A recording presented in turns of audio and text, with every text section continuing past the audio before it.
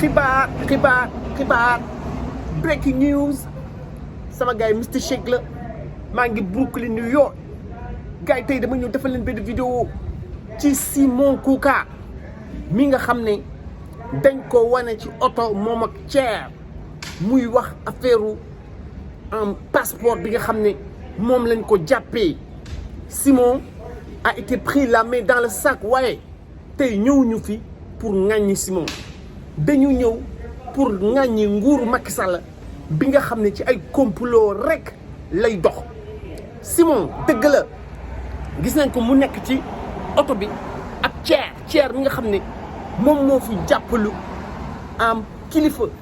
mu jox kilifa 3 millions ñuy wax affaire passeport tey nag dañoo gis mu demaat ci beneen membre Y'en a marre bu ñuy wax Simon Kouka Simon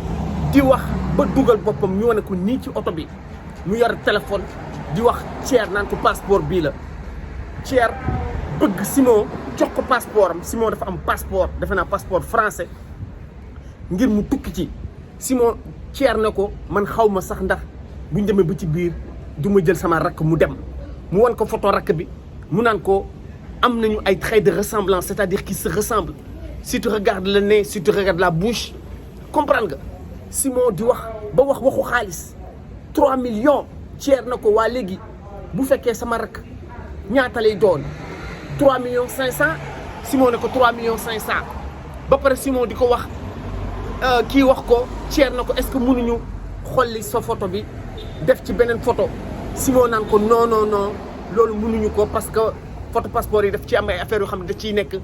tubaab bi bu ñu ko dugalee ci machine yi dañ koy xam xanaa nga am logiciel maanaam benn programme boo xam ne mën nga trafiquer passeport donc Simon Kouka parle comme s'il était un connaisseur un habitué des faits n'est-ce pas un maillon important de cette chaîne de trafic de visa mais est-ce que loolu rek mën nañ ci ŋàññi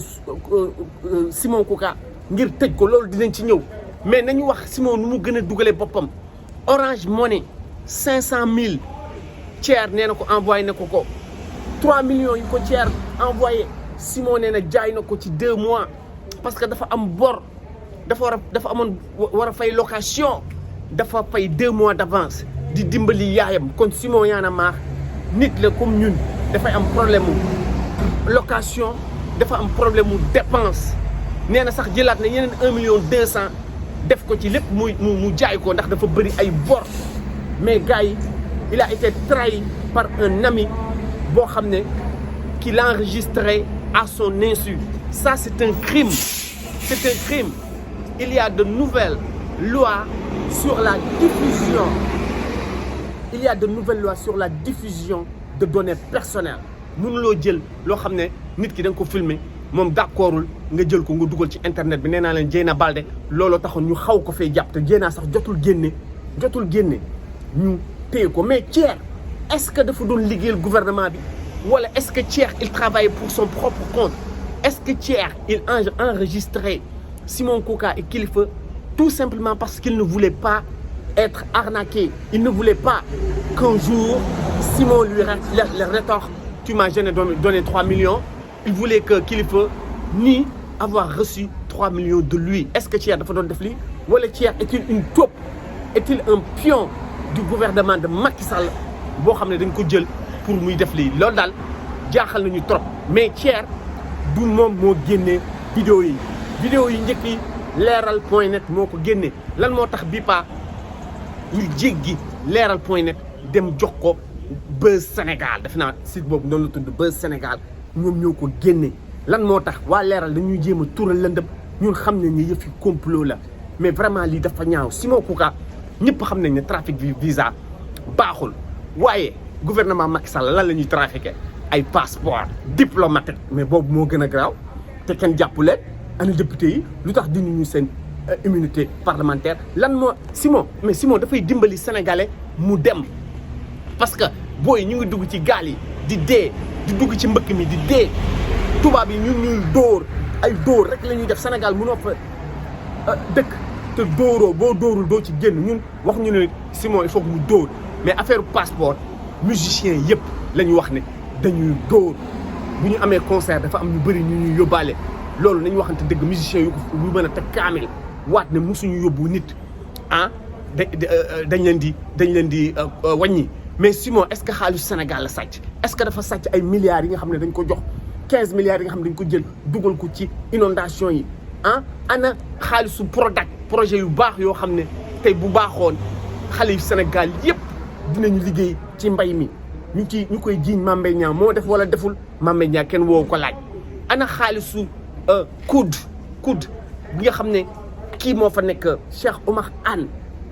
n'est-ce pas ministre de l'enseignement supérieur moom it kenn woowu ko laaj ko ana ñi nga xam ne dañ leen jàpp la main dans le sac flagrant délit dàq leen député ñu démissionné ku ñuy wax Bougazeli on a trouvé sur lui par devers lui des milliards en faux billets il a été retenu n'est-ce pas peut-être en VIP n'est-ce pas au Cap Manuel je pense pendant quelques mois 6, 7, 8 mois et puis il a été libéré et il a eu le toupet de même vouloir briguer pour le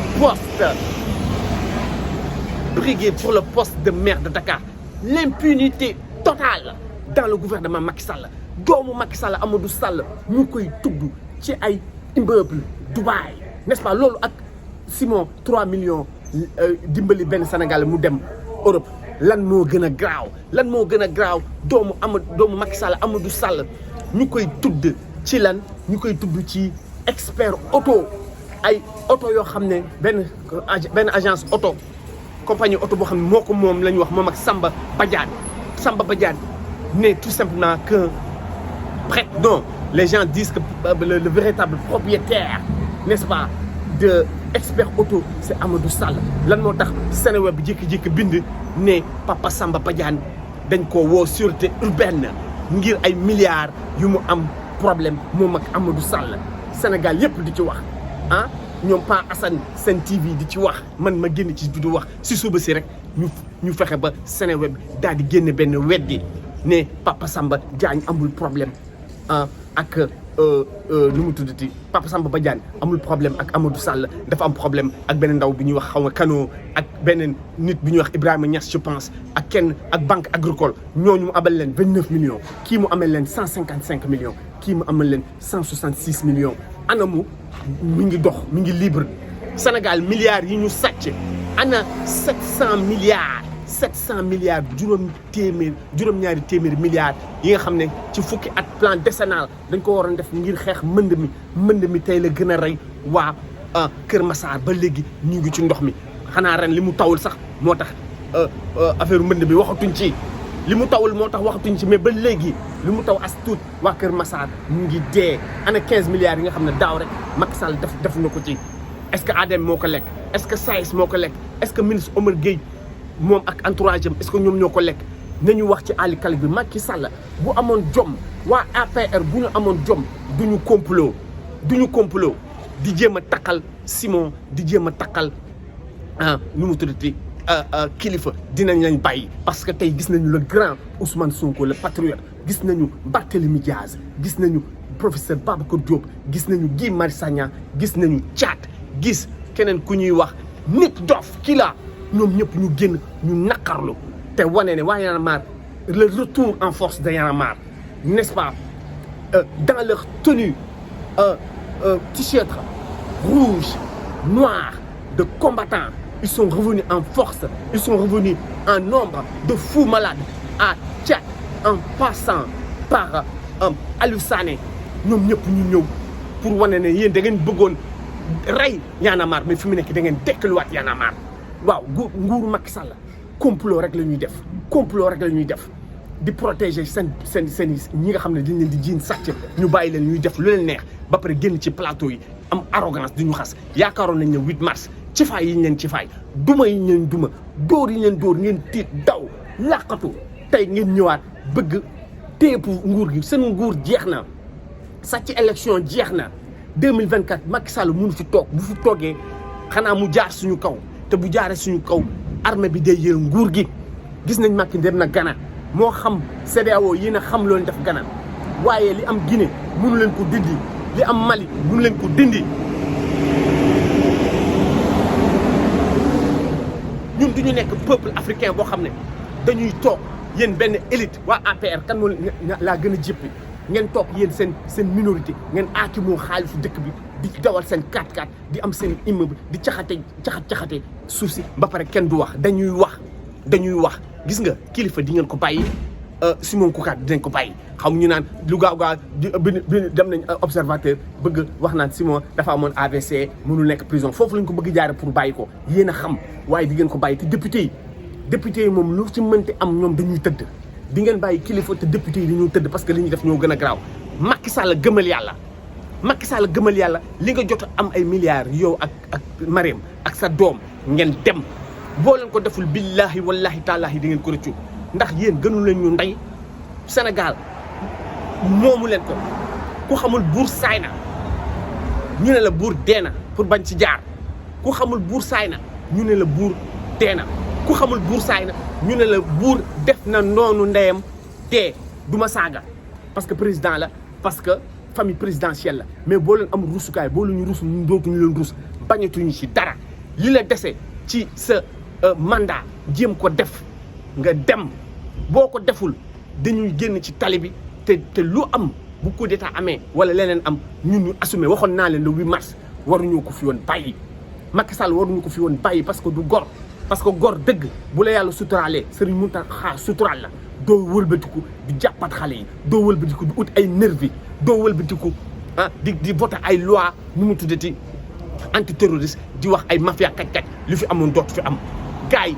like leen partagé leen abonné leen Mister Shake la ba beneen ma defal leen beneen vidéo jaajëf merci